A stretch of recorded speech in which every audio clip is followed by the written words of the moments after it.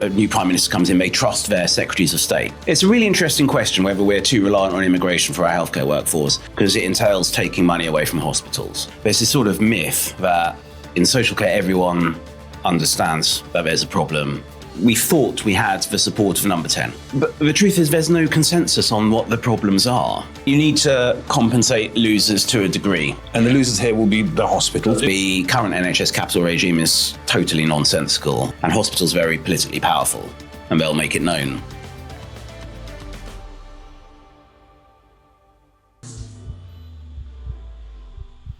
Bill, welcome to Voices of Care. It's been a while since we first spoke, so I'm delighted you found time to come and join us. Great to be here. Well, unusually, advisor in two administrations, the Cameron and Sunak, Health and Social Care and Life Sciences.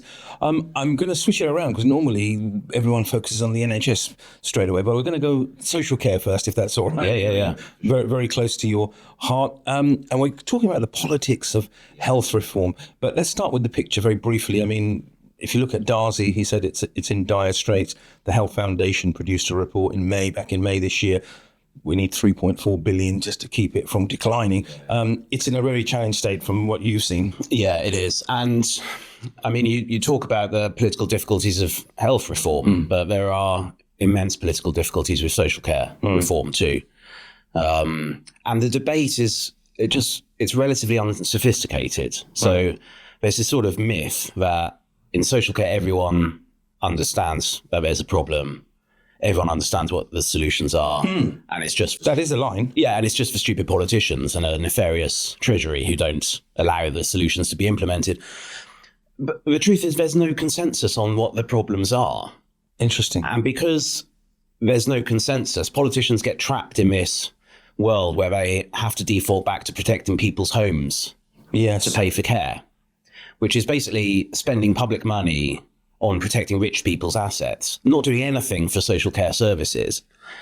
And that's the trap that politicians have been in for 25 years. Since Tony Blair, since Tony Blair said, I don't want to live in a country where people have to sell their homes. So that's been the problem that politicians have felt compelled to say that they're solving, even though it's not the problem facing, not the principal problem facing social care. Well, let's talk about that. We'll come on to this. That's really interesting. That's very candid as usual from you, Bill. And there's the fiscal environment. Before we go into some of the solutions here, funding, as you said, there's an array of people asking for X amount of money, and we can sit here all day talking health or the Health and Social Care Committee, whatever it might be. But there's of course, whatever happens, there's a fiscal constraint likely to remain unless some economic miracle happens in the next 3 years. Yeah, and obviously we have to, it's all very easy to say we need more money for social care, but then you have to sort of explain where the money comes off of. Yep. I think people always mention Dilnot. Whenever the debate, you hear the debate around social care, it's we had Dilnot report. I think memory 2011. That will solve our challenges. What say you? Well, again, the Dilnot report, because I was in the administration which commissioned it. That was the question we asked Andrew Dilnot was, how do you stop people having to sell their homes to pay for care? One specific question, a key question. Yeah. So it answered that problem, and it answered it really well. But again, in answering that problem, what you're solving for is protecting the assets of the wealthiest, rather than fixing any social care services. And what you need to do, in my view, the first call on public funds should be fixing the current means-tested system, which is really underfunded. And then there's a sort of ladder of problems. So you go up, and then you're just like, well, fix the means-tested system first, then make the system slightly more generously funded so you can invest in preventative services. And then the next step on the ladder is, well, let's sort of reduce reliance in the sector on immigration by increasing pay.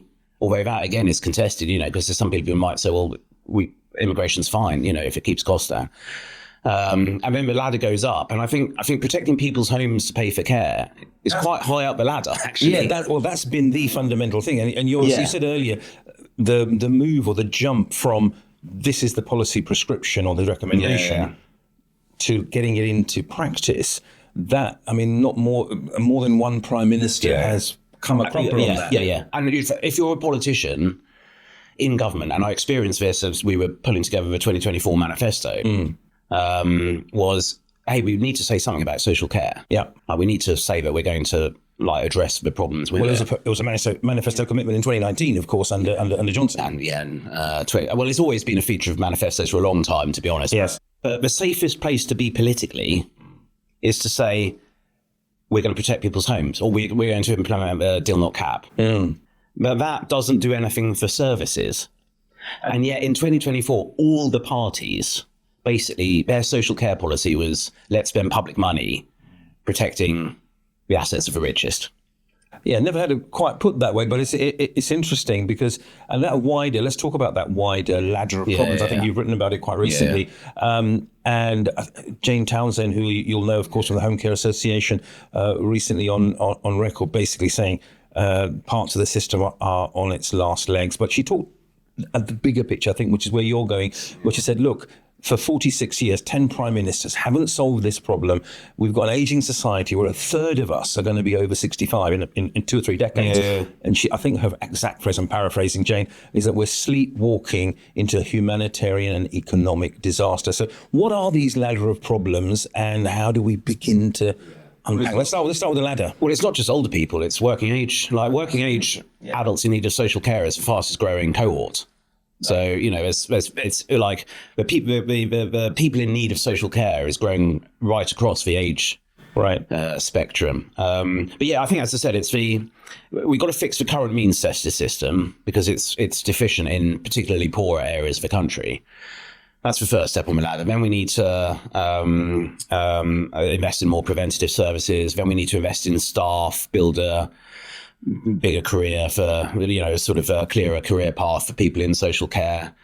Then we need to invest in technology and to support, the adoption of care records in social care. And it goes on up and up. Housing, yeah, exactly. Yeah, how do we get enough retirement housing in place? There's all sorts of challenges. But what politicians are forced to default to, because of the way the political debate's been framed, is this protecting people's homes. Right.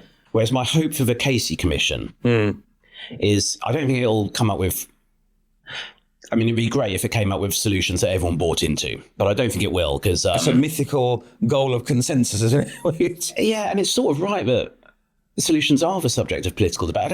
That's politics. That's what it's for. But if we can just get to a world where politicians are able to say, the priority problem we need to fix is this one, and then it's this one, and then it's this one, and protecting people's homes is not the be all end all. It's not a pressing priority. So if you're a minister and you're asked on Laura Kuenssberg, you're not protecting people's homes. Yeah. You can say, well, actually, the Casey Commission said that's not the first order problem. Right. And it gives you a bit of political cover to start having a more sensible debate on social care, which is what we need, because we haven't had it for 25 years. Yeah, and presumably, just touching upon that, because listeners have had so many podcasts where these issues have come up, I guess the reason for that is what you've alluded to, because if you try to solve one problem, Theresa May, I think, attempted it in 2017. Well, as soon as she tried to solve for one of the other problems, everyone said, well, you're taking away people's homes. Yeah. That was literally the accusation. There's a death tax. Dementia tax. Yeah. And it just stifles sensible debate about how we make progress on social care. Do we need a consensus? Ed Davies called for a consensus. Is that unrealistic? Have you said because there are ideological differences between the parties? I'd like a consensus on what the problems are. Right. Because then that allows then the political parties can argue about which problems. Yeah. They can argue about how far up the ladder of problems they're willing to go with the money available. That can be the point of difference. But at least if we solve for the right kinds of problems, and in a way that would make the debate on social care more like the debate on the NHS, where people say, we can't get an appointment with a GP. We can't get an appointment. Well, we can't access A&E services. Yeah. A waiting list are too long. Everyone knows that those are the problems. There's a political consensus that that's what you need to be fixing. So until we've actually defined the problems the ladder of problems. Yeah. We're still going to go around on this circle. So, Baroness Casey, if you're listening, please try and build a political consensus on what the order of problems is. Now, the terms of reference have come out, obviously, and the first meeting, I think, was back in May. Quite a lot of commentary was on the, some would say, maybe disproportionate, or certainly the NHS was highlighted in the terms of reference, the effect of social care. So let's move to the NHS. I think you've been twice listed in the top 100 most influential people in the NHS, according to the HSJ. Just to remind you. So who better to talk to? Let's start with the reform of the NHS. Now, you were advisor to Andrew Lansley, 2012 Act. Lord Darcy called it the most calamitous, or one of the most calamitous pieces of legislation. But give us your views, because you were there, what were the thinking behind it, but bring us up to speed now, because you're in a unique place to see all the arguments, I guess. Yeah, I won't relitigate all the battles of 2010, 2011. I've put that all to one side. I think what can I say? I think there are lessons from the Lansley reforms which I think the current government should reflect on if they want to be successful themselves. Yes. And I think those are... When Andrew was reforming the NHS, we thought we had the support of Number 10 when we started, because Number 10 had to agree there. But as we progressed, we realised that Number 10 support wasn't as strong as we perhaps thought. And if there's any distance between Number 10 and the Department of Health when you're reforming the NHS, opponents will just see that and drive you apart. And then there was a pause. I remember there was a pause. Because there was a lot of, and the pause was instigated by Number 10 because they were very worried jittery around. And Number 10 as an institution is a jittery, or like its job to be jittery, you know.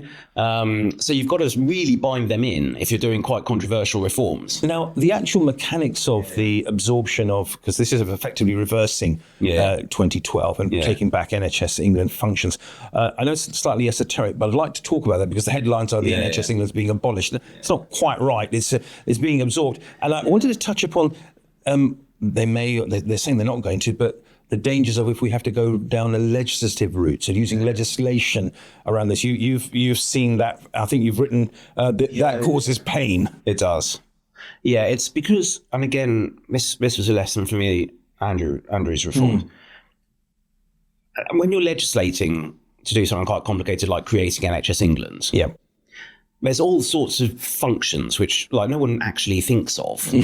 Which, as you're drafting the legislation, people go, well, what needs to happen to this? And you go, we'll have to find a solution to that. Because the NHS England is built on a whole history of quangos and all monitor and information, medicine training. Yeah, there's loads there. There's loads. I mean, it's because NHS England is much bigger now than when it was originally conceived.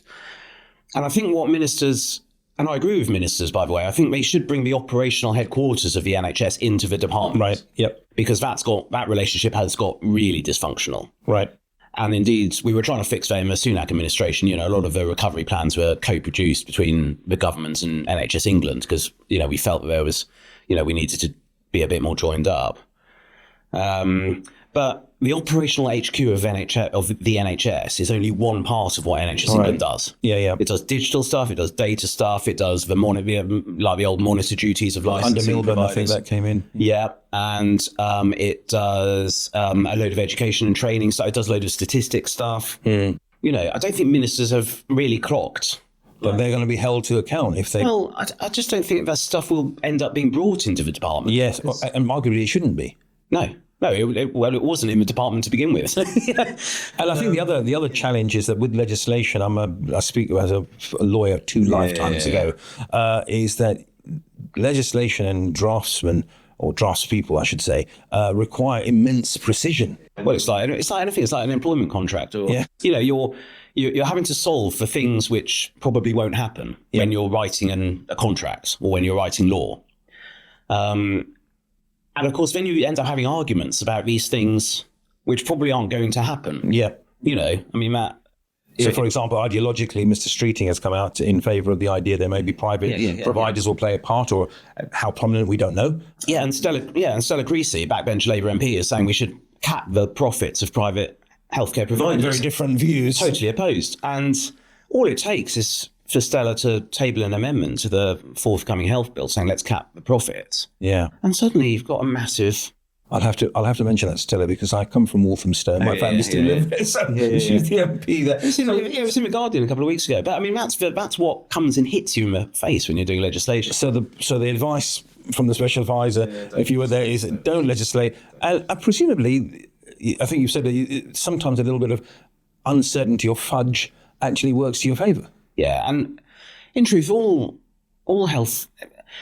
I've been into health policy for 23 years now. Yeah, the extra legislative framework governing the NHS is always being tortured and tested, and it's never respected.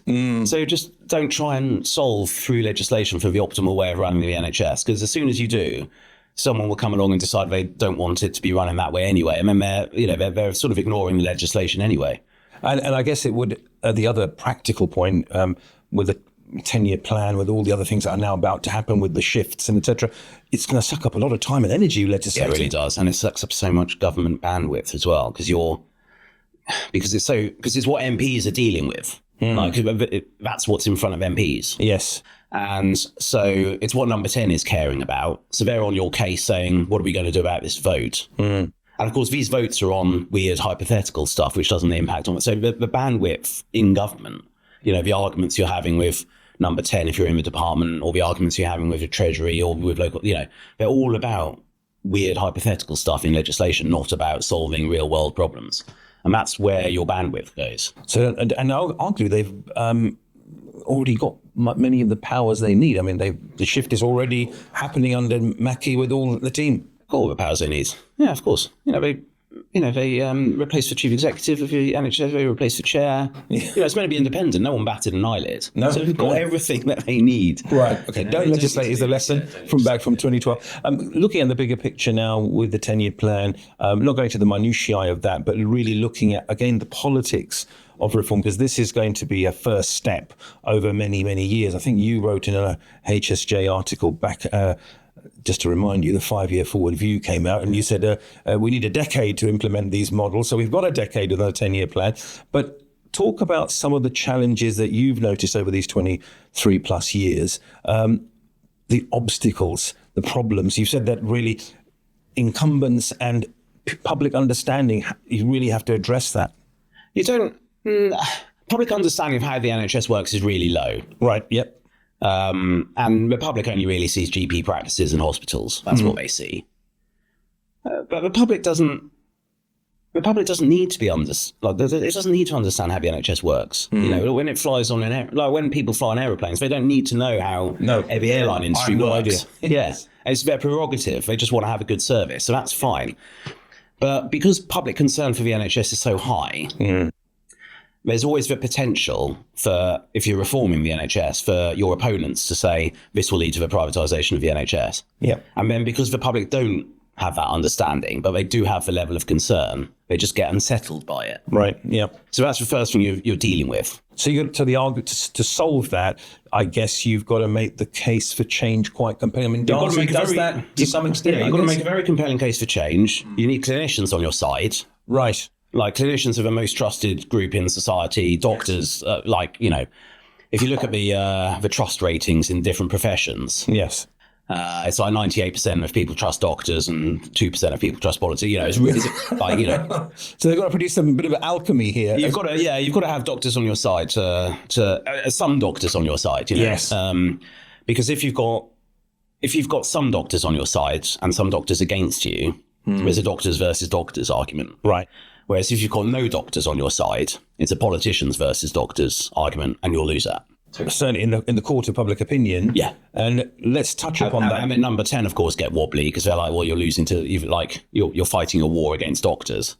Yes, and that point, I'll come back to the doctors if I may, because you made the point earlier around one of the key lessons from Lansley and what we're going to be seeing here as the 10-year plan rolls out is Treasury that holds the purse strings, Yeah. the department, and the Prime Minister, number 10, need to be absolutely... need to be together, yeah. Do you think they are? Is that... I think at the moment, just observing from the outside, it does feel to me very similar to how it was in 2010, 2011. Interesting. Insofar as... Without a coalition either. Yeah. Well, the department is making the running on health policy. And number 10 sort of, like, occasionally, like the PM makes the speech sometimes. Yep.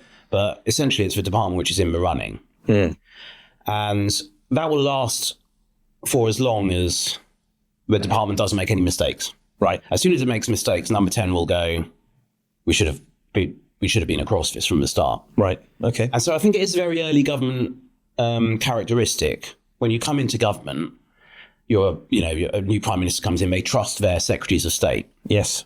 But over time, which is why towards the end of every government, number 10 is all powerful. Over time, as departments make mistakes, number 10 begins to centralise stuff. Yes. And I so, because I bookended the Conservative administration. Yeah. So like when I came in, in 2010, number 10 didn't have a legislative team. It didn't have people worrying about the legislation that was being passed. It didn't really have the health advisor was triple hatting with other departments. Right. It spread. So trust the department, trust the... Of course, when I arrived with Rishi in 2022, the whole number 10 was so centralised. We were clearing everything. Right. Every ministerial statement was cleared through number 10. I mean, it's just... So the current government will probably want to avoid getting into that place if they can. I just think over time, as departments make mistakes, number 10 corrects by... Intervention. By becoming more powerful. Right. So I think over time, number 10 just centralises. So to make these bold vision, the 3 shifts, all of these things that we've seen a reality, one of the things, as you've said, that has got to be addressed is the clinician or the challenges from clinicians. And how do we square that with industrial action and disquiet around pay? I mean, this is not going to go away anytime soon. And could that be a mistake, inverted commas, where we see a fissure between number 10 and the department? Yes, I think, taking each in turn, I think if the department's serious about moving services out of hospital and into community, it needs number 10 to understand what that entails. Right. Because it entails taking money away from hospitals. Right. And hospitals are very politically powerful, and they'll make it known that money's being taken away from them. And the doctors who work in hospitals will be annoyed. So if number 10 really is sincere about moving services from hospital to community, then it needs to be prepared to back the department up in those fights. Despite all the criticism that will come inevitably. Yeah. And I'm not sure... Again, as I said, because there's a lot of distance I see between number 10 and DH at the moment. Not sort of philosophical distance, but just distance in terms of number 10's leaving the department to it, which is going to last for as long as it begins to fight number 10. Yeah. The hospital, the shift to community is quite fraught, because if you, again, going back to the 5-year forward view in 2014, you were around when that happened. There was definitely talk around this shift. But the percentage of NHS spending on hospitals from 2006 to 2022 went from 47% to 58% of the budget, exactly the opposite direction. And I think you wrote really powerfully recently that reform of healthcare systems cannot be revenue neutral. No. You need to compensate losers to a degree. Right. And the losers here will be the hospitals. The losers will be hospitals. So you've got to have some kind of transitional funding to keep them quiet. Double run? That becomes very expensive. You just need something to... You just need something to keep them out. The classic case of where you need some money to reform stuff is the dentistry contract. Right, yep. Labour came in... I think Wes Streeting said, the first Monday I'm appointed, I'll get the BDA in. Yeah. We'll talk about reforming the dentistry contract. That happens. Yes. Yeah, we're a year later. Yep. And there's been no reform. Right. And the reason why there's no reform is that the Treasury, I know this because, we have the same contract. So the Treasury will say, you can reform the dentistry contract, but it's got to be within your existing envelope. The envelope, yep. Yeah. Yep. And you begin to... The trade-off. Yeah. You begin to torture you reform a contract. You're like, well, these dentists will win and these dentists will lose. Yeah. And you can't take that back to the dentist because they'll be like, well, we're not having that because some of us will lose. And we're seeing that with the nurses. So you need to buy off the losers. Okay. At least for a transitional period. So that's why... And that's going to be important. That's why reform has to involve some, some spending. But yeah, I mean, the point that you make about industrial relations, that's really tricky. Because I think and it's been growing for some time, the growing... I don't want to say militancy because that does a disservice, but like the growing assertiveness of the resident doctors now. Yeah, resident doctors, yes. And it's been going on for sort of 10 years, and I think it's fueled in part by social media, and they're well organised. There's a lot of noise on social media, definitely. Yeah, and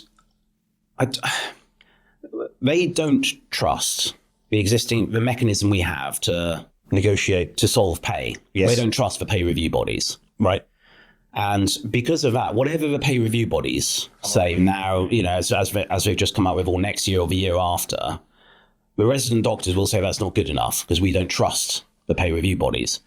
So the only long-term solution to this strike action, because it'll just carry on otherwise. All right. I mean, it might be resolved as, it's been for the last year for a bit, but then it comes back. The only long-term solution is to rebuild trust in the pay review bodies. And how will they do that? I think you need to, if I was in government, this is what I'd be imploring everyone to, like ministers to be doing, just get everyone in a room and say, like, how do we need to constitute the pay review bodies for you to have trust in it? Right. Okay. How do we need to make sure that the government doesn't ignore the pay review bodies as it did like a decade or so ago during a period of austerity? That's part of the problem. How can the Treasury be persuaded to accept that the pay review bodies need to be binding on them? Right. Because it needs to be binding on both sides for it to work. The problem is, 10 years ago, the government decided to ignore the pay review bodies. And lo and behold, now the other side's deciding to ignore the pay review body. So it's all broken down. So we need to rebuild trust in that system because it's what ultimately protects both sides. I hope they're listening because it's going to be a bit of an interesting period over the next... Yeah, it'll be very bumpy. Yeah, but that's the only way I can see the solution to this happening. Interesting. I want just staying with the NHS before we go on another topic is that the broader call under Darzi, which remains absolutely relevant now, is under the Labour government's missions, of course, including fueling economic growth. Yes, And Lord Darzi absolutely highlighted the call for the NHS to contribute to economic growth and specifically to support the biopharmaceutical industry. Now, I know that's an area that you've been very familiar with, and just wanted to get your views on A, how important that is, and B, how are we actually going to do that? Because there is an imperative economically and from a health perspective. Yeah, there is. I think what lots of people in government, including the Treasury, don't accept is that to have a thriving life sciences sector, the NHS needs to be a good customer. Right. Is that for historical... Well, it suits for Treasury to say, well, of course we don't need to pay for these expensive treatments because, the argument is that we invent lots of technology and medicines in this country, and that's the useful bit. Right. But the commercialisation isn't the useful bit. Okay. That's basically the Treasury's view argument. And it's totally wrong. Yeah. So I used to have this argument again with, if the NHS isn't a good customer, and no one can sell their product to the NHS, there will be no commercial skills in this country because you can't commercialise a product. If there are no commercial skills in this country, in the life sciences sector, there's no one here to build businesses, life sciences businesses in this country. If there's no one to build businesses, there's no scale-up capital. If there's no scale-up capital, there's no IPOs, there's no city analysts, there's no M&A people, there's no lawyer, this whole ecosystem. In the life sciences sector. In the life sciences sector depends on the NHS being a good customer. And it really isn't. How do we change that practically? Trust? Is it commercialization, the right people to drive it? Because it feels like a hugely important tie-up to the economic growth. It needs to... the Treasury needs to spend more money. Okay, you heard it here first. The Treasury needs to spend more money on this because it will fuel economic growth. And returns will be significant. Yeah, but it doesn't. But because the Treasury isn't persuaded by that argument, right, it won't spend the money. Okay, so we're in a bit of a catch-22 here. We're in a total catch-22. So what's the argument to make it compelling for them to accept that? Because now, from what you're saying, you painted this picture of a bit of a doom cycle for the life sciences. They're so important. That argument has to be made. I mean, I'm not asking you to do it today. The argument has to be Well, how do we do it? I think, in fairness, we've begun to, under Rishi's administration, we've begun to sort of turn the tide on how punitive the NHS was being towards the life sciences sector. Hopefully this government will continue it, because it does need ministers to act as a counter to the official machine. I think actually the abolition of NHS England will help. Interesting. Because NHS England sort of monopolised life sciences policy for itself. Right. And now it will sit at the heart of the mission. Yeah, which because NHS England monopolised it, it meant that cost control became the preeminent focus rather than economic growth. Right. The NHS doesn't really. It's not the NHS's job to grow the economy. No, it's up but to contribute to Darcy would say. So, of course, if the NHS is in charge of life science policy, it won't want to spend more money. Right. But that's why life sciences policy has to be collectively agreed across government. It has to sit within the Department of Health, really, which is, I think, it is what's happening now, which is good. No, interesting. Wanted to close off the discussion on a topic where you talked very powerfully and very candidly, if I may say so, around the challenges of the politics of health reform and some of the solutions. But I think you're on record as saying that there's one area where political strategy, this constraint, it can't overcome. And it needs wider thinking. And that is back to the point of workforce and people, where we started off this conversation. I think you and I met at the launch of the King's Fund strategy back in early part of June at the annual reception. And their strategy is focused very people-centric. Let's talk about this, because you produced a paper some time ago around why it's so difficult. NHS will start there, and social care, but NHS. I think it was 1945. The Ministry of Health said we've got a very extremely short of staff, and there's not been. It's been the same ever since. There's not been a decade where this hasn't been an issue. Why is that? First, let's unpack that very briefly, because it seems to come up every 5 years. There's a shortage of. It's happening now. It's all the time. It's a permanent fixture. I think it's always an afterthought in health policy, which is odd, because if you run anything, like your days and nights are spent thinking about, how am I going to fill that gap? How am I going to persuade my team to come along with me on this journey? It's what you obsess about. 50, 60, 70+% of your turnover is people. It's really labour intensive, healthcare. But politicians obsess, and everyone in policymakers in the department, they obsess about let's bring back SHAs, or let's think about where monitors should sit, and this is what obsesses people. And the workforce, which is the most important thing of the lot, is just always an afterthought. And is that forecasting difficulty? Is that part of the reason why we've had forecasting medicines change, needs change? It can be difficult, but fundamentally how many health workers you need is a function of how many old people you have. It's a bit more nuanced from that, but it's not totally impossible to forecast. You are fundamentally fixing someone else's problem, though. If you down the road, if you invest in medical schools today, 10, 12. They'll turn up in the NHS in 10, 15 years. So, you're as a politician, you're thinking of. Unless you're very confident of your election strategy. Unless you defy history, you're not going to be around in 15 years to see the benefit.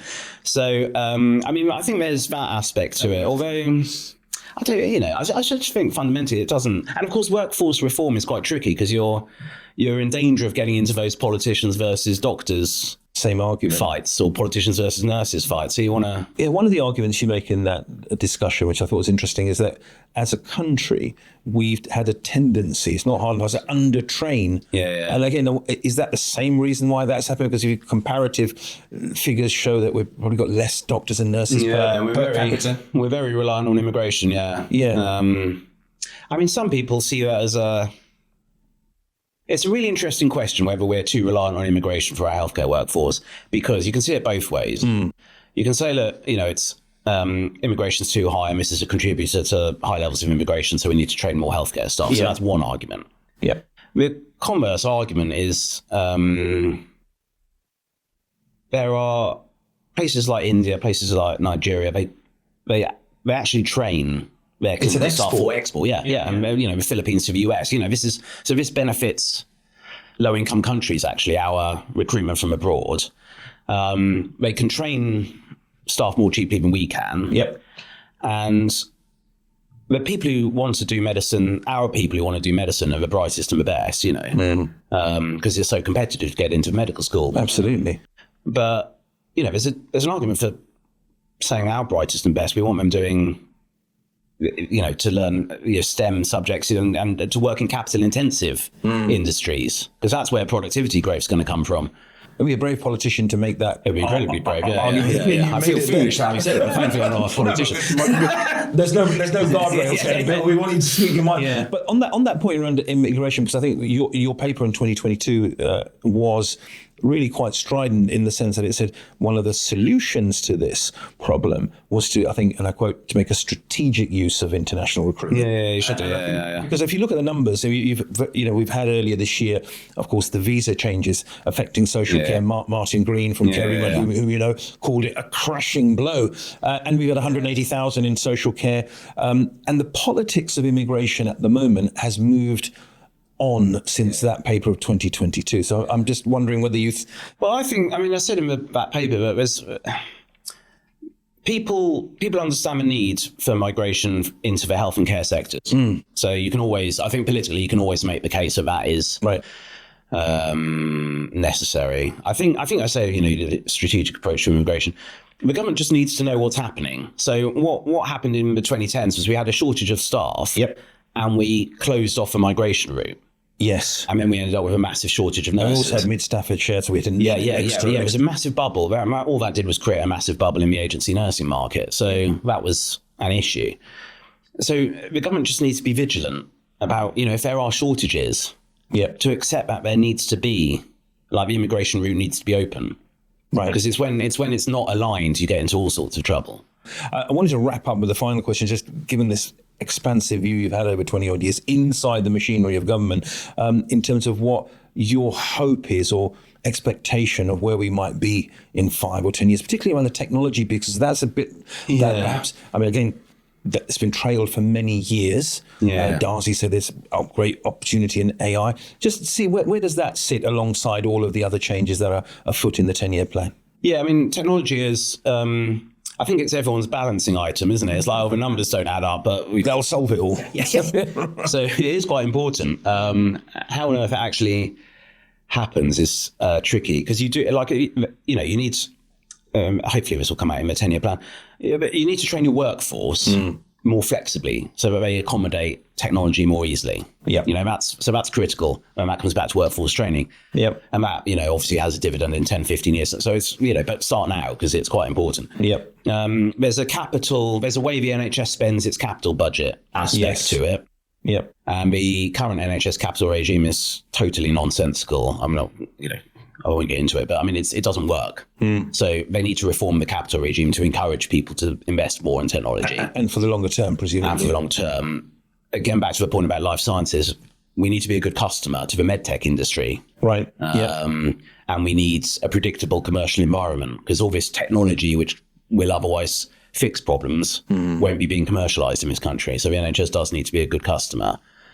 So I think in all those respects, we've got to adopt technology to fix everything, but we've got to work out how to do so now, if it's gonna reap a dividend in 5-10 years. And I guess one final thing, given your penchant for candor, which is great. All the studies show, the surveys show that there's still public buy-in and big support for the original founding principles of the NHS, free at the point of delivery, taxpayer funded. We've got a slew of reports coming from think tanks, new strategies. One or two people are saying it's time to, the Reform Party, for example, to radically rethink the way we fund this system and to ask some uncomfortable questions. Do you think that's now within the window of conversation? I doubt it. I think the public are so attached to the NHS being free. I think you'd have to be a very brave party to advocate for any differences. And I don't think it will help. Yeah, like, however you raise the money, like all countries spend about the same, apart from the US. All countries spend about 10% of GDP with, plus minus 1 or 2%. And that's through many different systems, many different systems, and we're sort of in the middle of the pack. It's like we're not. The funding we provide isn't deficient. It's how we use it that's the problem. And one very final point, I guess, if there is one P word in all the politics and people that comes out to me strongly, and you've written about it, is turning that dial on that mythical productivity. Yeah. I think it's very good. Okay, so I think this is the lens that all policymakers should think about health policy through. Yep.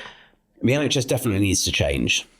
The people who know how it needs to change aren't in the Department of Health, they aren't in Whitehall. They're actually doing work now on the front line thinking this is a wasteful process. Right.